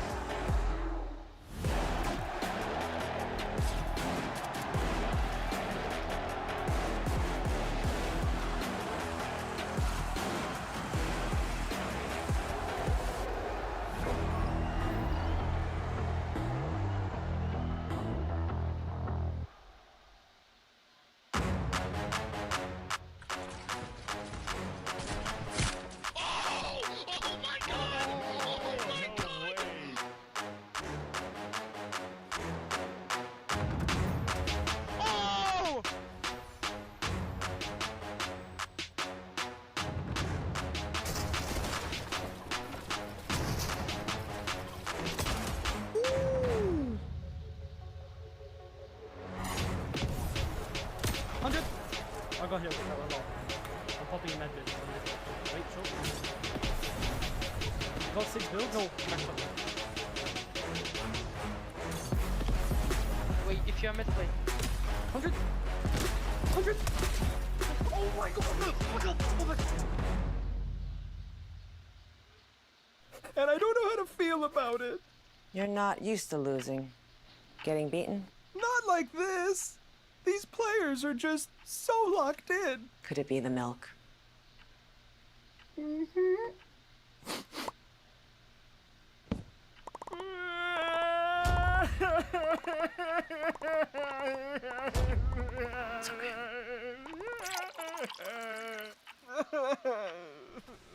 Stay there.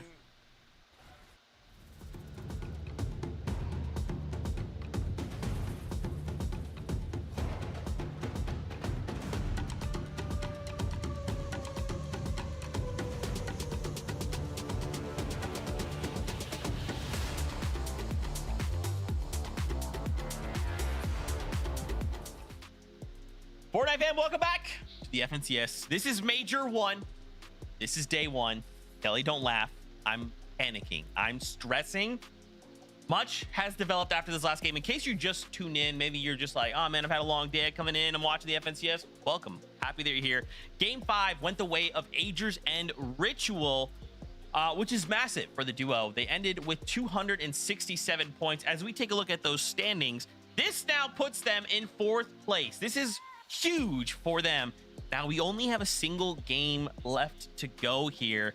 I don't know how, but Cold and Rapid continue to hold on. They just continue to just find these little consistencies. They just chain together these situations, Kelly, and it's enough, right? A 5th place, 6 elims, and still they are ahead of the pack. It's only 20 points. But if we just keep doing that, right, we just stay ahead of everybody else. No, you keep saying, I don't know how, and then you explain exactly how. They're constantly making it into the end game. They haven't placed below 8th. They have 30 eliminations, which is more than anyone else in the lobby right now. Cold and Rapid are completely locked in, and this is exactly what I wanted to see at the end of day 1. We can talk about all the other teams right now. There's so many narratives to go on, but to see Cold and Rapid, a team that, for whatever reason, people, I say for whatever reason, it's because Cold, for whatever reason, doesn't play Fortnite all the time, and you gotta wonder if he did play as much Fortnite as some of these other players, like a Peterbot or a Clix, just how much even better he would be, Vivid. It's crazy watching back some of the replays from that game. You can see a lot of the times how close their game is to being over, right? They were kind of walking around on the mid-ground layer. They had 0 builds to their name, and that was top 16, right? There was 16 teams left alive when that actually happened, right? No builds. It seemed like the game was pretty much going to be done, and somehow that game ends up being a 5th place for them. Like, these guys just will not lose. They will not go down without picking up a plethora of points to keep them in that first place spot. Now, they are in first place, but hot on their heels right now. Visuals and Braids, they did close the gap that game for sure. Visual and Braids picked up a 2nd place with 10 eliminations, which, I mean, dude, that is huge. As you can see, I mean, yeah, they're winning out on the placement points right now. Those eliminations is probably all of the difference between them in first place right now. I mean, Visuals and Braids is, again, we talked about it at the last year. They were constantly getting 4th place in 2 different majors when they played with Diminished. And before we went live, Jacob PR said that they are the best duo that we never talk about. For whatever reason, they only lock in when it comes to the grand finals. But when they do it big, and they're always in the top 5. They're always beating out some of the bigger teams that we talk about. So I would love to give them the flowers that they deserve. And finally, by being in 2nd place after or towards the end of day 1, they're just grabbing the flowers themselves and saying, look what we can do. It's scary, right? If Cold and Rapid make one of those little mistakes we've kind of been talking about, you know, Visual and Braids, they're ready to capitalize. They really are. It's got me questioning, guys. Like, obviously we make the joke like Cold doesn't play the game. What if, conspiracy theory, I'm gonna break out my own board here. What if Cold has a secret account we don't know about and he's playing Fortnite all the time? Think about it. Think about it. Let's go back to those. Hot. Let's go back to the standings. Kelly, don't make me laugh on broadcast. Let's go back to the standings. We got to talk about Clix and Higgs, Peterbot and Poyo. Their battle continues, man, for like a while. Clix and Higgs were like, they were pulled away, but look at this. We're just separated by 10 points. Oh man, even after those 2 victory royales, Kelly, I'm looking at those 10 elims being the difference maker right now. Oh boy. Oh boy. Well, this is the moment right now that we can see the misstep from Clix and Higgs. We know that they love to take an early high ground, and they saw zone holding towards this mountain, and so they kind of thought, let's get an early aggression onto this high ground. We're going to claim it, but they stayed in Storm just a little too long, taking a little bit too much damage that Higgs and Clix were not able to recover from, Vivid. Yeah, I mean, they look like they were in prime position to go ahead and win that game, right? Kind of launching up on top of the hill right there. Just a little bit of an over peak from Clix. Got beamed by the rifle. I would have to imagine that was, you know, on the receiving end from Ishu, who was going to be the player that ended up aggressing towards him. So Clix and Higgs, yes, 234 points in 5th place. Right behind them, like we talked about, Peterbot and Poyo, 6th place, 224 points. Honestly, not a terrible game from Peterbot and Poyo, right? It doesn't really like feel like that because we didn't see them in the end game. We don't really like see them fly up to leaderboard right now, so we're kind of like, okay, it doesn't really look like they had a good game. They got 12th place, so not the best placement, but picked up 8 eliminations, which is their most eliminations so far throughout the day in a single game. So super cool to see. Really like the high ground play from them, by the way, because as you can see, the elevation changes that were kind of happening over here amongst the natural terrain allowed it so an overdrive grenade combined with a mist actually allowed them to float up to like perfect height to take the fight up there. So super cool to kind of see them make a good play like that. I think ultimately another team ended up getting the best of them. Yeah, that was Ritual and Aegis who went up. And I swear, Kelly, we kind of talked about it. These fights that keep happening up in the sky, it's so wild to me. Is there no other better play to make in those scenarios? Yeah, what was it? Ritual launched up in the air, and then Peter followed up launching in the air as well to shoot Rituals, but then Aegis followed Peterbot and shot him instead. And you gotta wonder just how distracted everyone is that there's just 2 different duos floating up in the air having their own Dragon Ball Z fight. right? And no one else is looking up towards them. But 5 games, one more for day 1 Zeke, and it's just so much has already happened. I know, Kelly, this is it, okay? This is the final opportunity for these duos to cement their day 1 performance, because they're gonna have to look to pick up the pieces that they laid out tomorrow, right? And bring whatever they've learned into tomorrow's 6 games and fight for either spots going to Dusseldorf and the Summit or an Axe of Champions and a title, right? Like, this is so crazy. One last game today before we say goodbye. Casters, for the last time, take it away. Honestly, Monster, I feel like we're just sitting down for game 1, starting the day, and we're in game number 6. The last chance that these duos have for today to try to get as many points and close that gap as possible. Yeah, I probably shouldn't have had another coffee before the start started. I really didn't need it. The competition is that good right now with Cold and Rapid in such a monstrous lead. Let's just see if they can hold on to it. I know, you're there. It might be too early to start making a little prediction. Who's landing on who's ready to take it by force. But this is game 6, and honestly, where you stand at the end of today, you're gonna have to go elimination crazy tomorrow. You're gonna have to get consistent top placings if you do want to win this competition, as Jack and NPen do fly down at their drop spot uncontested this time around. They got to watch out for the mountain ranges with Cole and Madden, Acorn and Bolt, and even Frigid Fortress where Osin and Scare land. But for now, it does look like they're going to have a good early game. Still can't believe Paper's trying to 50-50 this weapon here, considering he fell off the mountain before, but this time he does win the exchange there. He is up 1. He's got full control here. Other fights happening in the feed. Seems like a little bit of a mix-up. Saw Ritual take down Raven. Wonder if that's because he put boots on the ground first and took him out the sky. We'll end up getting some updates there shortly. Jumping in with Cold and Rapid, though. I mean, Jacob, talk to me, dude. What do you think needs to happen in order for the Kings of Dark Dominion to fall? Honestly, they just need to have a game that is unlike any other. Their worst game today is in 8th place with 5 eliminations. So it's going to be hard to topple over a team like this. You see Max, you see Moppings. No, I know by looking at this point of view, you'd think they're going to run into each other, but Max and Moppings are underneath in those little turbines just trying to loot. It's a little bit of a split drop. Cold and Rapid don't typically go underneath there.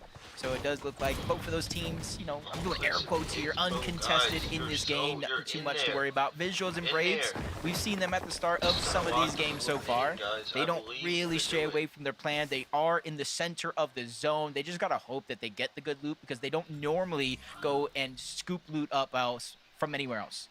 Just take me way back to that like Cammy Seti day where they were landing kind of split mountains and having full control of the center zone. No problems with rotates, but give us a second here. Peterbot, Boyo doing what they need to do, finding an early elimination, rotating out.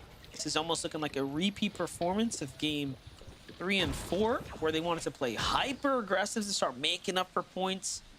And it has seemed to pay off for them for the most part, right? Like, all they're missing is kind of closing things out and making some big end game performance or positioning points, but the elims are definitely there.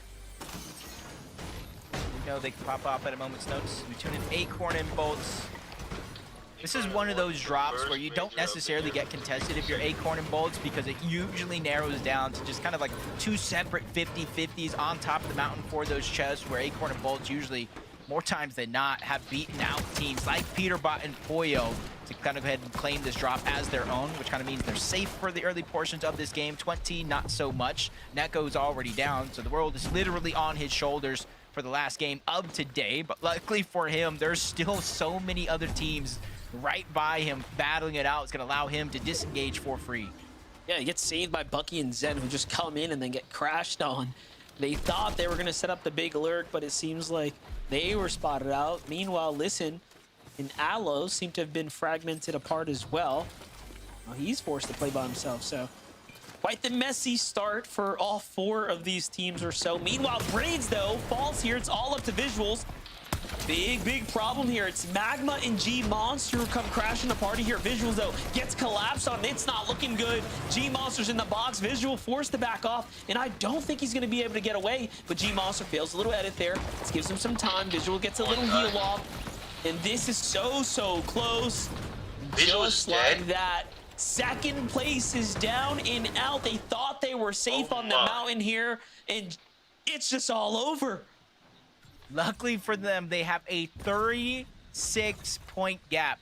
They are in second place, like you said, 311 points. Third place is Acorn and Bolts at 275. So a little bit of a cushion. You got to imagine they're going to fall from that second place spot. But how high do they stay on the leaderboard after this game is said and done? Is what really going to matter. Start bot reviewing a little bit early as Peterbot Toyo continues their rampage, returning back to Squibbly Shores for Mafia and the Tick. This is where they went to try to get that reboot off. Maybe they're gonna pick somewhere better because they just get eliminated yet again. The Tick is literally going to be left by himself. Not sure exactly where he's at, but he has to be close by because the reboot just went off. Nice little pickups there. But you know what? Last game they did this too, and they still found themselves not exactly in a position to, you know, outpace the general surge damage. So these elims are just coming across as super quick, but it will come down to can they pick apart other teams, and the rotates there as far as positioning is. But Curvin, Veno back into the mix here, back in the action. Last game was a generally decent one. This looks like a little deja vu. They take down Chance and Tyler once again here. When we tuned in like Zone 4, they had 6 elims. We'll see what they end up doing this game. Yeah, really just taking quick advantage of the teams that are contested on the south side of Battlewood, whether it's just damage or full-on eliminations just like that. They have their game plan set and ready to go. Acorn and Bolt, similar for them. This time around, you see them get off of the mountain right away. They have a feeling the zone is not going to pull over in that direction, so they want to get one of these priority positions over towards Painted Palms. A little bit of a mountain. They go ahead and replenish some of those builds, brick and metal, and they're going to sit Bolts up top, and he's going to be the primary source for their surge. Oh, and hit clicks real quick. Got the split once Oh, again God. from Higgs and Clicks here. This time not opting to sit right on top of the wonky land. They want to be a bit dynamic here. So the mountains, this bush here it is. Creon and Dragon there based up in the distance. Clicks might find some tags here shortly.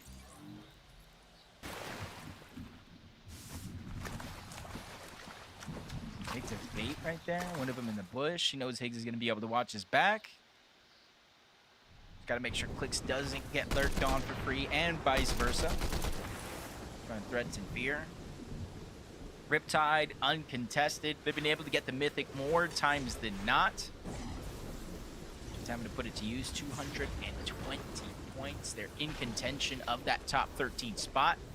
About 114 points away from first place as well. So one good game here to close out the day for a good chunk of the teams.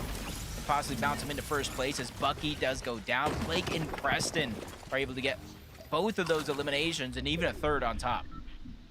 It's a very nice set of points right there.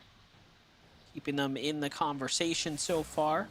Again, there are still teams fighting for that top 13 to make it to land.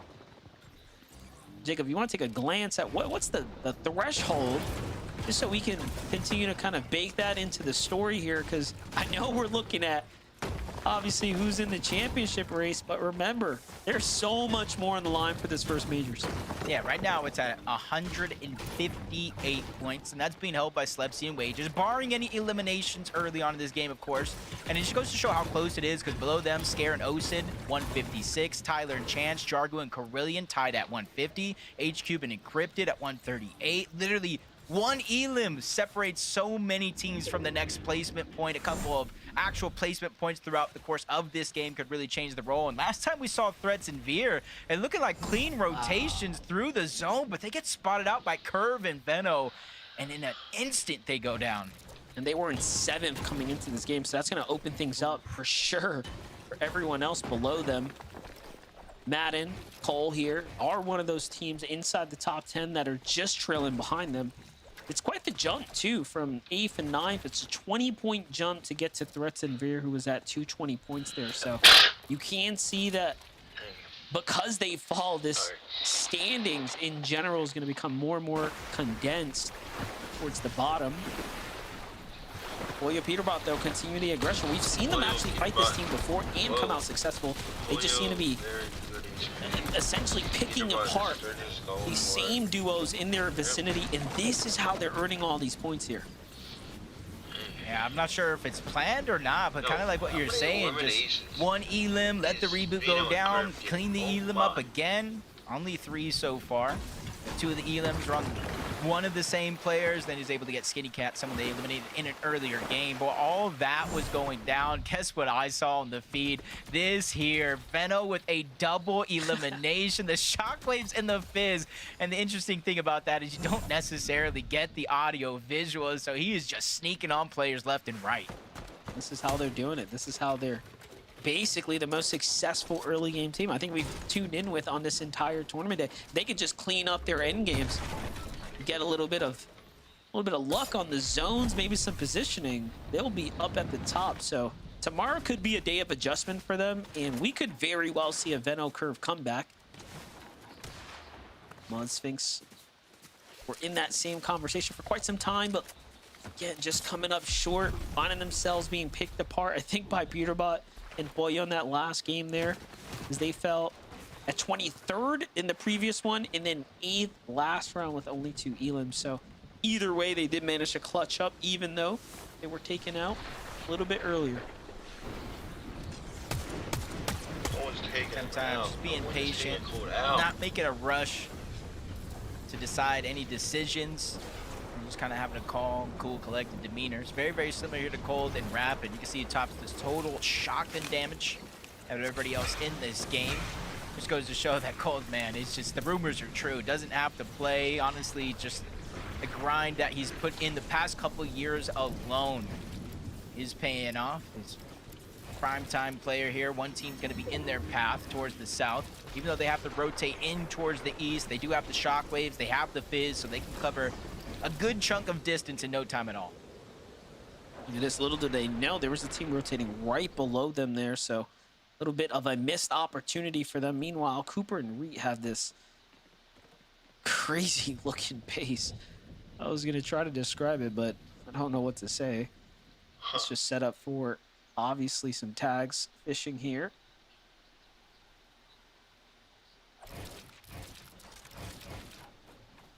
Most of the games, when the zone did pull towards the south, or even the western side, where we went over towards Wonky Land of the mountains, Reed and Cooper kind of made it a priority to rotate rather early on, but this time around, they do got Latte landing. If they do need it, they have the launch pad right behind them as well. But they're there just on the edge of zone. They can easily climb back down, shockwave off, try to close distance that way, depending on where the next zone goes. So it's not going to be too many difficult decisions for them to come up with as the game continues to move on. Aviv and King, though, all the way on the south towards Dew Sanctuary. 2 eliminations so far, and this is one of the first times we're seeing them really stray far away from Cell Studios to try to pick up early damage.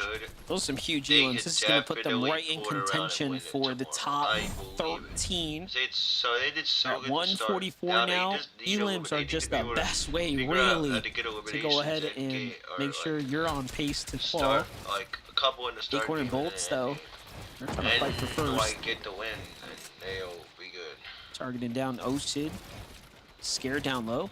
You see up top, Bolts has clutched a 78 points as a solo, the most of all players here today. Just really showing you why Bolts is one of the better fraggers out there. His ability to perform clearly has been shown here this weekend so far. They've been able to get at least 1 win so far. Kind of woke up from that slumber. Veno and Curve getting aggressive. This is first place they're after. They got the Elim onto Cold.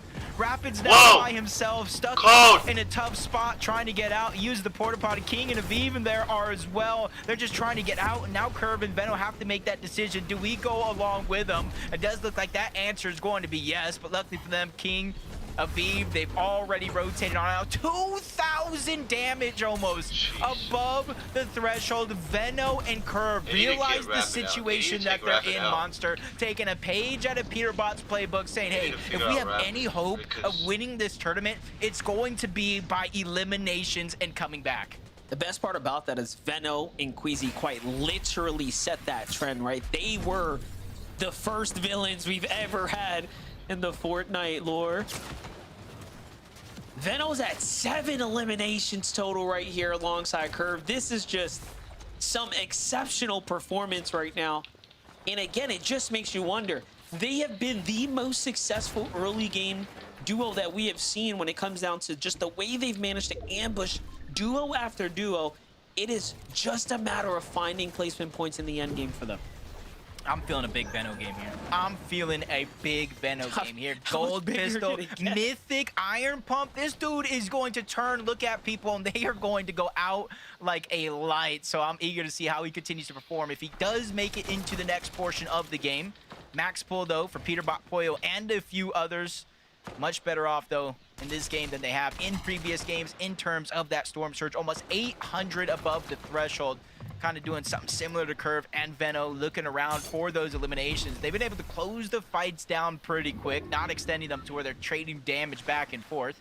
They just got to worry about this rotation here. We're kind of seeing the other side, exactly that. Rapid by himself. And honestly, any points here from Rapid are huge. He just needs to get inside of the top 25.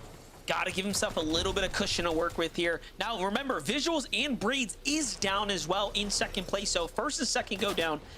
This is the perfect scenario for Acorn and Bolts to have an opportunity to kind of solidify a lead going into day two. And Acorn has not been someone who has often had successful day ones. He usually comes back stronger day two.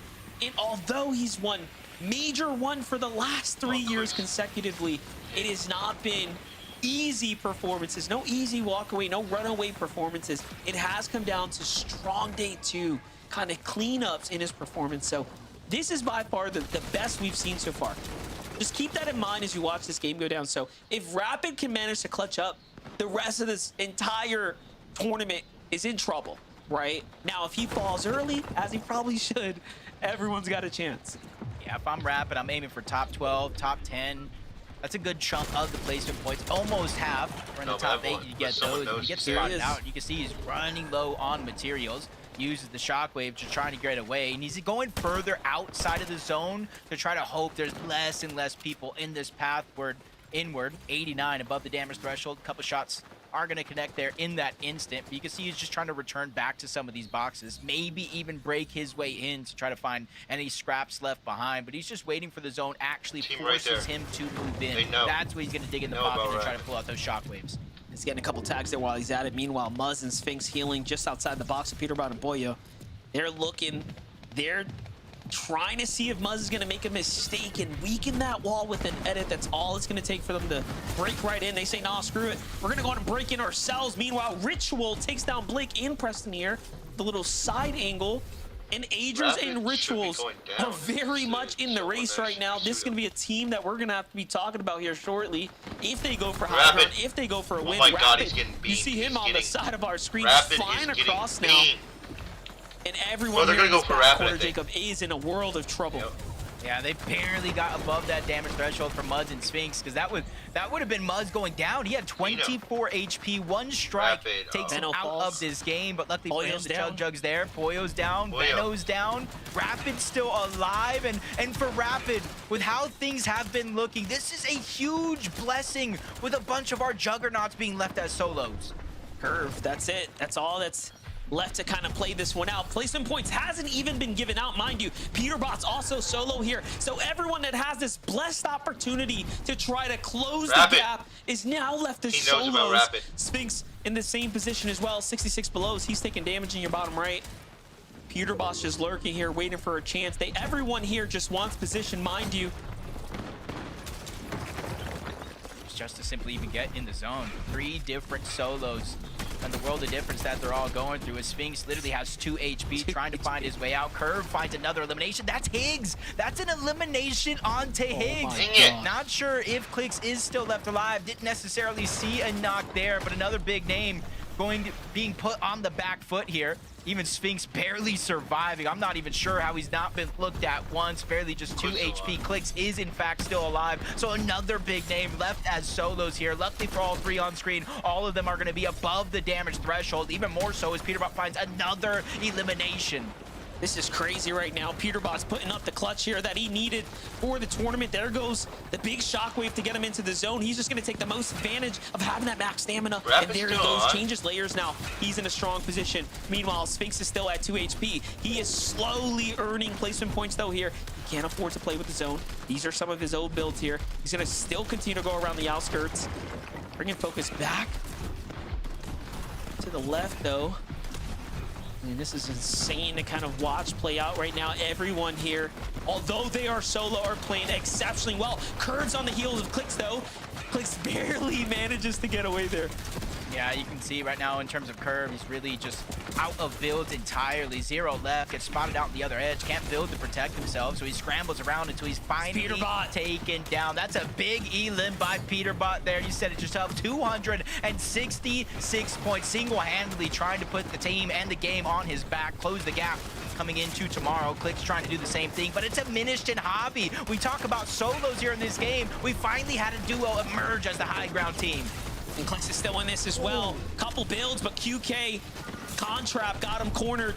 Meanwhile, Agers and Ritual finally start finding more eliminations. They're one of the stronger duos still alive in the low ground right now. They find a refresher, and Clix here, although he's got no eliminations, that's been the problem with Clix and Higgs. They've gotten the placement points, but they need the elims. And what more can you ask for from Clix right now as he's almost inside the top 10. He runs into a full duo. He has to back off. Monster's shot there, though, just to kind of keep pressure on these opponents, but he's got to be careful.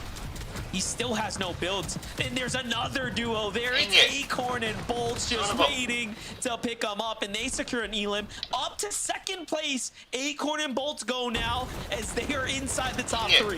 Yep, now they should be able to secure a win.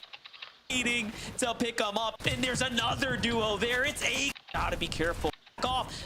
Clix right now as he's almost inside the top 10. He runs into a full duo. He has to back off. Monster's shot there, though, just to kind of keep pressure on these opponents, but he's got to be careful. He still has no builds. And there's another duo there. It's Acorn and Bolts just waiting to pick them up, and they secure an elim. Up to second. As Ritual side. Who's here to meet everyone with the shotgun shot? No, he doesn't, and he falls just in the top 5. Meanwhile, Bolts is still alive here, clutching up for placement points, just doing it big here. Everyone you expect to perform is doing it here and now. Yep, 2 solos left alive, 2 duos. I'm an up and Salt. They're taking the charge down below, but they're also taking the focus from that team up above. Bolt's trying to hide the audio visuals, realizing no builds left, can't continue to protect himself. Mythic 1 pump away, but he goes down, not able to get the max 200. So that leaves I'm enough, another player as a solo. Salt's going down. Aminish and Javier firing up from above, trying to burn through those materials. Enough does go down. They don't even know where this last player's at, but he's up above trying to catch him off guard. That's QK. There is a moment here, Monster. He gets almost a minute down. There it goes. The knock is clean. my God. QK! QK! Oh my God. Oh my God! I've never witnessed that in one of the biggest lobbies of our time.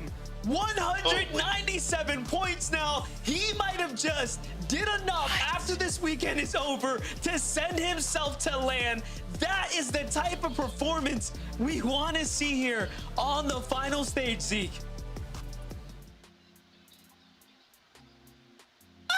That was Yeah, no, Zeke, that that was definitely. insane. No, Kelly, hold on. Sorry. That was insane. First off, Jacob PR, MDF, thank you guys so much. Fantastic to the cast. Oh my gosh.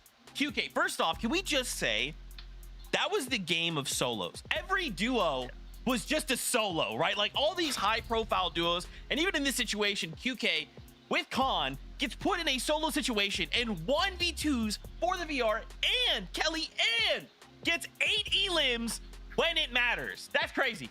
That's To crazy. go from our last chance qualifier to getting the final victory royale of day 1 definitely is setting QK and Khan up for an interesting storyline. And there was a moment we could even hear the casters saying, I don't even know where this other solo player is. I thought it was a 2v2. It was Javi and Aminish versus Salt. I am enough. We don't have to worry about this 5th player. But no, Vivid, you do have to worry because it's Fortnite. And if there's anything you can predict, it's the unpredictable. So big shout outs to QK and Khan.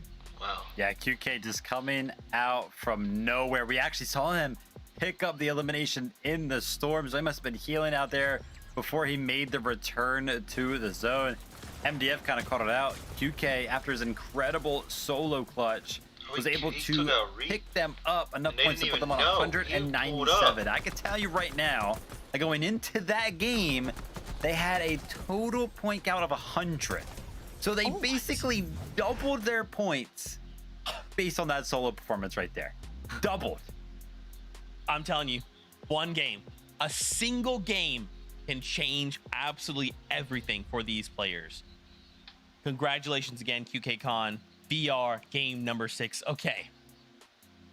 This was it. So first off, we have wrapped up the 6 games for today. So before we take a look at the standings, again, I just want to remind you, we have 6 more games tomorrow. So this day was all about cementing a lead, coming in, making a statement, and making sure you have enough points that when you start tomorrow in those 6 games, you have what you need. You have enough gas in the tank to get you over the finish line to either qualify being in top 13 to the summit or look to hold the active champions high. I've gotten word standings are crazy.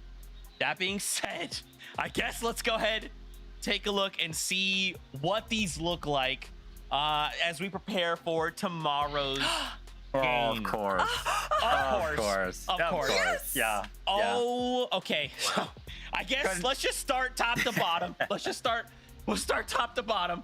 Acorn and Bolts have suddenly moved in to first place off of Bolts solo, a 4th place, 4 elims. Kelly, how? I mean, it's Acorn and Bolts. That's how. Of course, it is Acorn and Cold in 1st and 2nd place with a single point separating them, Vivid. My gosh. But that's also not even to consider just how close everyone in our top 4 is. That is just 28 points separating 1st from 4th place. Incredible run here. You know, I can't lie. Acorn and Bullets, they've had, I would consider kind of like a quiet day. I don't think anything kind of crazy has happened. I mean, they won game number 4, but you know, it's not like they like popped off like huge amount of eliminations. Bolts has had a couple of solo clutches where he's picked up like, you know, just a couple of eliminations to kind of keep it going.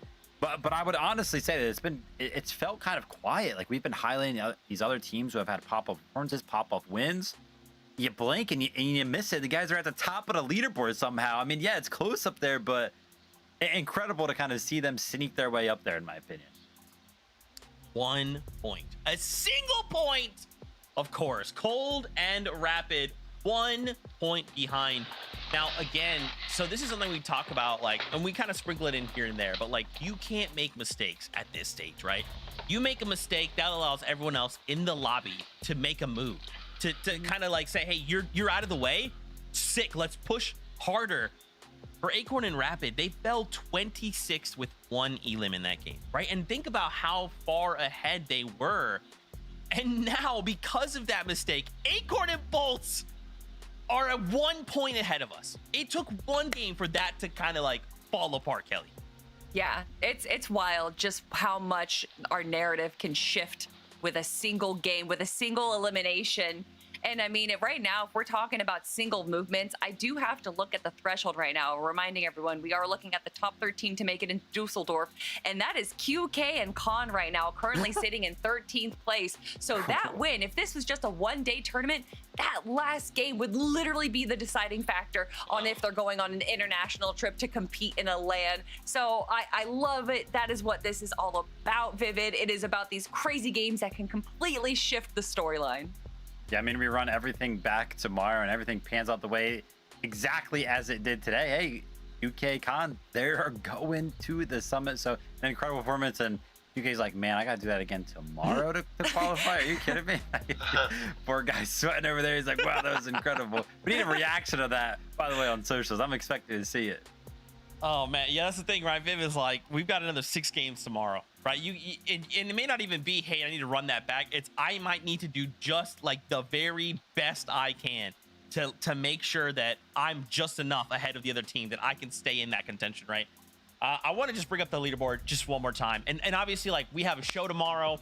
We're going to break all this down. We're going to take some time to look at everything to prepare a show for you guys tomorrow. But just look at this. Even in third place, Agers and Ritual, right? Look at that top three. It's only 8 points separating first and Wow. third. And even if you kind of continue down the leaderboard, right? Like Clicks and Higgs versus Peterbot and Poyo, they're separated by 6 points. I mean, guys, so much can still happen. And as Game 6 just showed us, one game can flip everything on its head. I would love to sit here and break all this down and just start the next 6 games, okay? But that's a tomorrow thing. So for now, we're just gonna wait. We'll be back tomorrow. We'll prepare the Fortnite fan for tomorrow. Gonna want to leave your seats once those 6 games start. First 6 games, they delivered. I feel like it only gets better. Game 2 on NA always goes crazy because I can almost guarantee we'll go into game 12 and there'll be like a 4-point difference between like 8 teams. And we'll be like, oh, okay, who's gonna win? I don't know. This is gonna be entertaining. So yeah, definitely grab some popcorn, grab some Slurchers, a beer tomorrow because NA. Y'all, thank you for watching, for cheering, for being part of this. It's so much fun getting to hang out with y'all and just watch incredible Fortnite. The players, thank y'all as well. Till tomorrow, don't forget, actually, EU is before us. They also have 20 spots going to Dusseldorf. We need to see how they go. They also need to hand out an Axe of Champions just like we do. And of course, after tomorrow, we're going to have a more complete picture of all of the teams heading out over to Dusseldorf. Oh my gosh. Tomorrow is going to be a movie. Fortnite fam, until then, we love you. Keep yourself safe. And we'll see you on that battle bus.